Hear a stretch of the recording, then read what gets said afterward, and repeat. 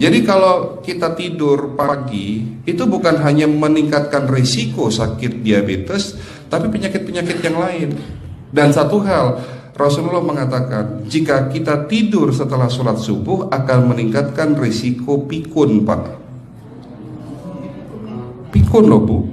Ya, Pak. Gampang pikun. Islam melarang, kita dilarang oleh Nabi kita tidur menjelang maghrib, betul? Bukan karena nanti ketindihan setan, bukan ya. Secara medis diketahui bahwa orang yang kebiasaan tidur antara asar sampai maghrib itu akan menurunnya daya tahan tubuh. Jadi gampang sakit infeksi, Pak, kalau Bapak tidur menjelang maghrib. Kalau sekali lagi setelah sholat subuh gampang pikun, aliran darah ke otak itu tersumbat, ya, jadi stroke penyakitnya. Tapi kalau tidur setelah asar sebelum maghrib, itu daya tahan tubuh kita akan menurun. Paling penting materi terakhir ini 6 langkah praktis, ya, Bapak bisa lakukan di rumah mulai hari ini. Langkah pertama, mulai hari ini jangan makan malam, Pak.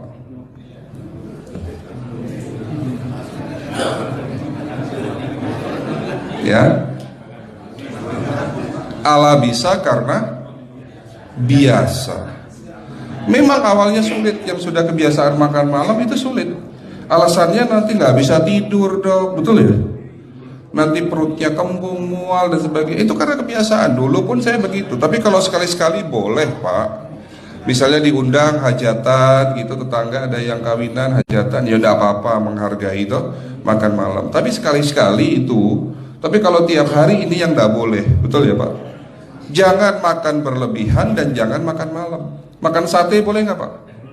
Boleh, siapa bilang nggak boleh? Sate itu, Bapak tahu daging kambing. Daging kambing, daging domba adalah makanan sehat, tidak berkolesterol. Yang kolesterol itu lemaknya, Pak. Tapi kalau Bapak makan daging murni, dagingnya tok, ya sehat, Pak. Yang nggak boleh itu santannya. Jadi makan gulai itu jangan, kalau gulai, sate aja udah. Ya, ataupun dibuat apalah, dibuat empal. Ya. Oke, itu yang pertama. Yang kedua, tolong catat. Jangan tidur larut malam, Pak. Batasan tidur jam berapa, Pak? Jam 11 paling telat. Harus sudah tidur. Kenapa? Apa penjelasan medisnya? Orang yang tidur di atas jam 11 akan terganggu fungsi livernya, Pak. Dimana liver kita ini fungsinya banyak. Ya, ada 500 fungsi liver loh, Pak. Fungsi jantung ada berapa, Pak? Fungsi jantung 1. Fungsi jantung tugasnya untuk mompa darah. Fungsi ginjal ada berapa? 2. Absorpsi dan filtrasi.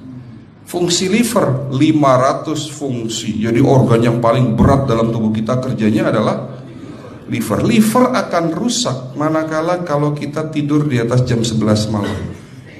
Berarti 500 fungsi liver bisa rusak, Pak. Ini salah satu penyebab diabetes. Bukan hanya kerusakan pankreas, tapi rusaknya liver bisa jadi penyakit diabetes, Pak.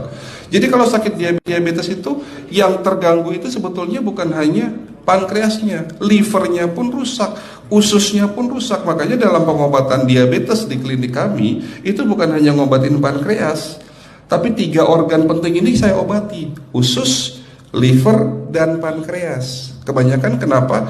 Kalau dalam pengobatan tradisional, mereka tahunya diabetes itu hanya pankreas, ya kan? Tapi di sini dalam pengobatan holistik, orang yang kena liver itu 3 organ ini pasti rusak: usus, liver, dan pankreas. Salah satu penyebab dari kerusakan liver akibat kebiasaan tidur larut malam. Jadi salah satu penyebab diabetes pun bisa karena tidur larut malam. Ya, batasan tidur jam berapa? Sekali lagi, jam 11 harus sudah tidur pulas. Jadi jam 10, setengah 11 paling lambat kita harus tidur pulas. Nanti setelah jam 1 boleh bangun. Yang penting jam 11 sampai jam 1 ini harus tidur pulas. Jadi kalau Bapak mau sholat tahajud jam 2, setengah 3 ya monggo. Ya. Oke, itu yang kedua. Yang ketiga, air putih Pak dijaga 2 liter sehari. Bagaimana cara minumnya yang baik? Rasulullah sudah ngajarin kita ada 6 sunnah. Harus duduk, pakai tangan kanan, seteguk demi seteguk, membaca basmalah di saat minum, diakhiri dengan alhamdulillah, kan begitu. Ya, pagi hari minum 1 gelas, bangun tidur sebelum sholat subuh. Setelah sholat subuh boleh teh, tapi juga dibilas dengan 1 gelas air putih. Sebelum mandi nanti Pak, minum air hangat. Kalau Bapak mandinya pakai air dingin boleh, tapi sebelum mandi minum air hangat, biar tubuh kita ini jangan terlalu dingin di saat kita kena air dingin. Sampai maghrib pastikan 2 liter sudah masuk dalam tubuh kita.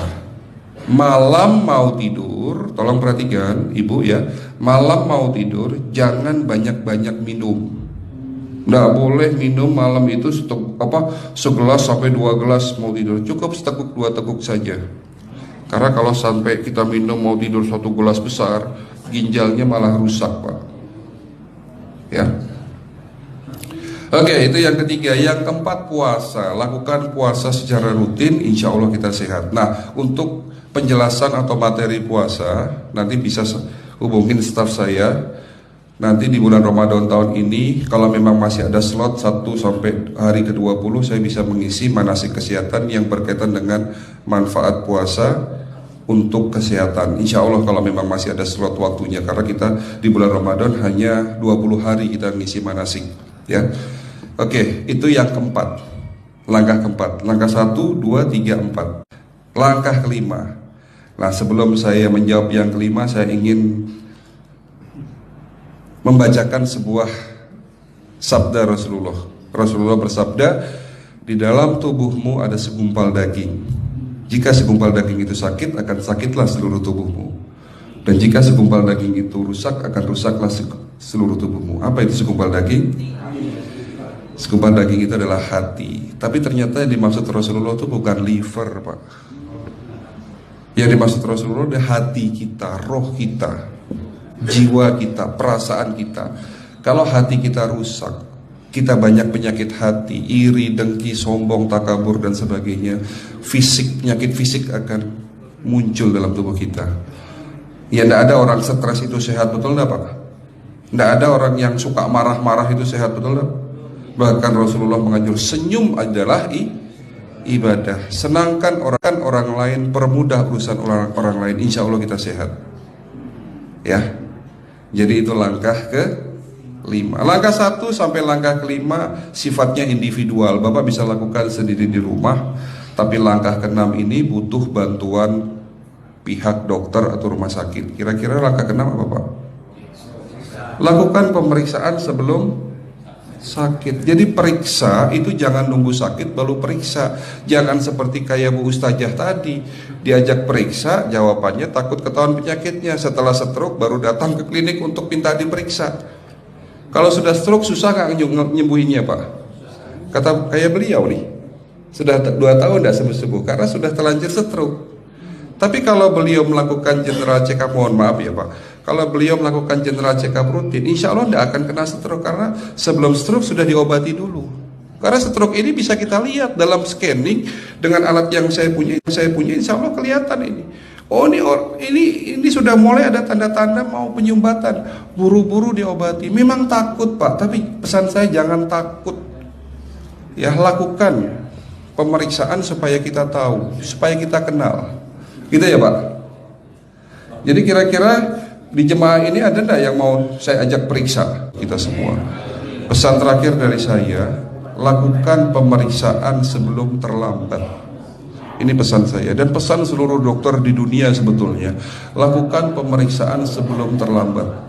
Ya, karena dengan kita melakukan pemeriksaan kita akan kenal tubuh kita. Kalau sudah kenal kita akan sayang sama tubuh kita. Betul Pak? Ada pepatah mengatakan tidak kenal tidak sayang. Cukup sekian dari saya. Mohon maaf kalau penyampaian kami kurang baik.